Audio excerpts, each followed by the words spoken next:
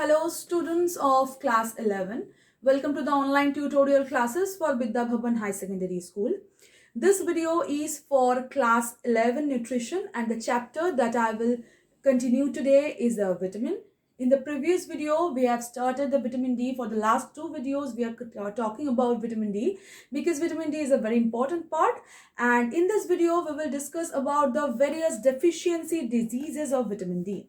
So we have already talked about the vitamin D RDA or recommended dietary allowances. That means in every day, how much portion it is needed.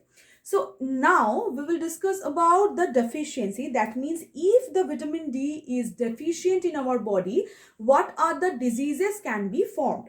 So mainly the vitamin D manifests three kind of the diseases. The deficiency diseases are firstly ricket.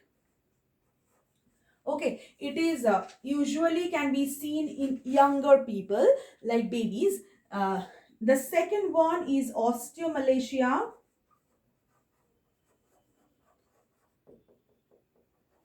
The osteomalacia is actually the softening of the bone. Osteo means bone and malacia means soft.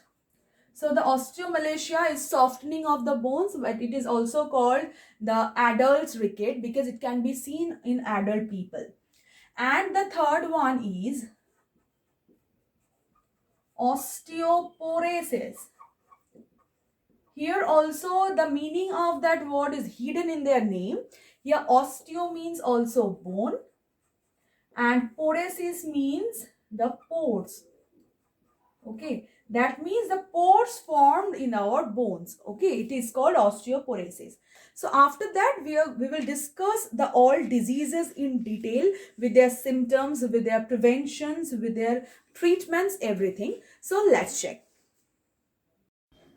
So now we are going to discuss about the vitamin D deficiency manifested in the younger people. So this is the picture of the ricket. A deficiency of vitamin D or an inability to utilize vitamin D may lead to a condition called osteomalacia rickets in children. So rickets in children we are going to talk because the ricket is called the osteomalacia in children and the osteomalacia is called the ricket in adults. Okay, so these are vice versa. So the ricket disease was first described by the scientist Gleason in 1650 in England, where the disease was common especially among the children in the smoky industrial areas. Okay, so after that, the ricket is a vitamin D and the calcium deficiency diseases that can be founded in, and it is due to the lack of deposition of the calcium as well and phosphorus in the bones. So what are the clinical signs and symptoms of it? So there are several clinical signs and symptoms commonly seen in rickets, mainly in the head, in ribs and epiphyses and spine, pelvis, muscle, abdomen area and dentation. Okay, so first what are the head symptoms in head? Somewhere it get enlarged, elongated and the flattened or the vertex like box head can be seen. So I'm showing one picture of the ricket children, then you will understand, you will relate the points more clearly. So this is the picture. Okay, here the prominent frontal bones can be seen in their brain or head area. The softened cranial bones will form. The deformity of the bone, actually, the excessive sweating on the head can be seen. Now, the rib structure, the softening of the ribs, the prominent costochondrial junctions that you can see in this picture. Okay, the middle part you see the ribs part that is called ricket rosary. That means the coster ribs or the round shaped uh, can be seen in the joint part. The depressions of the ribs along the attachment of the diaphragm, that is the called the Harrison sulcus, can be seen also. The reduction of the chest, that is the funnel chest, can be seen. The deformities of the sternum can be seen, and the breast area is like coming out. It is called the pigeon breast, like the pigeon it is look like. Now the points of the epiphysis. So the characteristic swelling of the wrists and the ankle due to the expansion of the epiphysis ends in long bones can be seen. So now the long bone diseases or the deformities I'm going to show you in this picture. Here you can see the curvature of the joint in the lower and the middle portion of the forearms and the legs due to the bony softening. So that is why their leg become arrow shaped. Softening and the softening of the bones, it leaded the curvature. The legs may be bent downward due to the pressure that is showing in this picture. The child who can stand may develop the knock knee or bow legs. It is called the bow legs.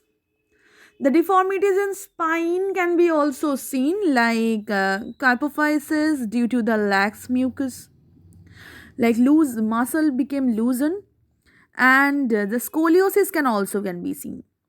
Next, the problems in pelvis, that is, the deformities may result, which are often overlooked in infancy. The hip joints are often missed, that result in the coxa deformity. Now, the problems in muscles, like there is generalized hypotonia and the muscle weakness known as the rickety myopathy or muscle degeneration. Also, flat feet may be seen sometimes. The pain may be common, very common. In the abdominal problem, the pot belly may be seen due to the hypotoxicity of the muscle of the abdominal walls. The liver is palpable due to the displacement. The spleen can also be palpable. The dentition problems also can be seen. The dentition is delayed and the dental enamels is affected. The GI tract problem like diarrhea is very common. The enzyme secretion may be faulty.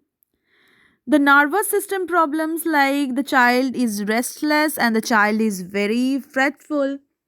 So now we are going to talk about the prevention and the treatment of these diseases. Like the ricket is non a fatal disease, but if untreated, then the ricketic child may have increased risk of infection and the other problems.